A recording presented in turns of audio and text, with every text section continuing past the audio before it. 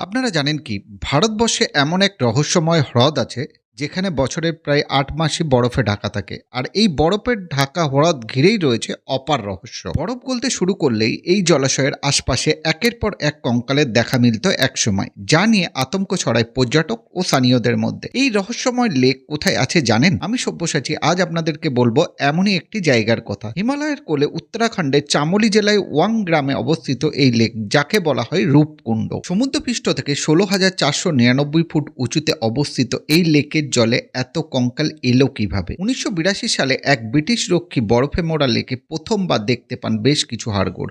বরফ গলতে শুরু করলেই হাড়গোড় ও কঙ্কালের পরিমাণও বাড়তে থাকে। প্রাথমিকভাবে ব্রিটিশদের ধারণা হয় ১৯৮২ সালে দ্বিতীয় বিশ্বযুদ্ধের সময় নির্ঘাত জাপানিরা এই পথ দিয়ে ভারতে প্রবেশ করতে শুরু করেছিলেন। এই সময় তারা পথ হারিয়ে ফেলেন এবং কোনোভাবে দুর্ঘটনায় মারা যায়। পরে ব্রিটিশ নৃতত্ত্ববিদেরা হাড়গুলি পরীক্ষা করে দাবি